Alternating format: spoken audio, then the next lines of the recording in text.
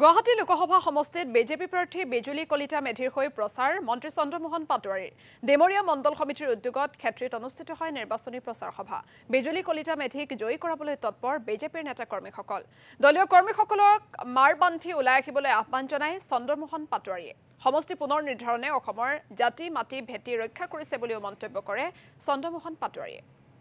নিৰ্বাচন সম্পৰ্কত আমি এইবাৰ আমাৰ ভাৰতীয় জনতা পাৰ্টিয়ে সিদ্ধান্ত লৈছে যে আমাৰ নিৰ্বাচন বুথৰ পৰা আৰম্ভ হ'ব বুথ আৰু শক্তি কেন্দ্ৰৰ পৰা নিৰ্বাচন আৰম্ভ হ'ব আৰু আমি এই নিৰ্বাচন আমি কোনো মুখৰ কথাৰে আমি নিৰ্বাচন নেখেলোঁ বাকী ৰাজনৈতিক দলসমূহে যেনেকৈ প্ৰতিশ্ৰুতি পালন নকৰে গতিকে আমি এই নিৰ্বাচনটো আমি এইবাৰ উন্নয়নৰ কথা লৈহে আমি নিৰ্বাচন খেলিম আৰু যিখিনি উন্নয়ন আমি আগতে প্ৰতিশ্ৰুতি দিছিলোঁ সেইখিনি আমি কৰিছোঁ ইতিমধ্যে আৰু আগন্তুক দিনত আমি যি প্ৰতিশ্ৰুতি দিম এই উন্নয়নৰ প্ৰতিশ্ৰুতিৰে আমি এই নিৰ্বাচন খেলাৰ সিদ্ধান্ত লৈছোঁ আৰু ৰাইজে আজিৰ দিনটো আমি দেখিবলৈ পাইছোঁ যে ৰাইজৰ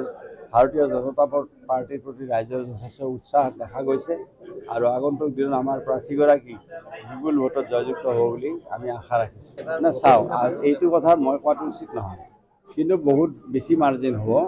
কিন্তু এইটো কথা মই কোৱাটো উচিত নহয় কাৰণ ভোট দিব ৰাইজে আৰু ৰাইজৰ 5 বছৰ এটা গণতান্ত্ৰিক অধিকাৰ ৰাইজে পায় এই গণতান্ত্ৰিক অধিকাৰটো মই যদি আনি পেলাই ৰাইজৰ হৈ কৈ দিওঁ ৰাইজে বেয়া পাব নহয় কথাটো গতিকে যোৱাবাৰতকৈ নিশ্চয় বহুত বেছি ব্যৱধান হ'ব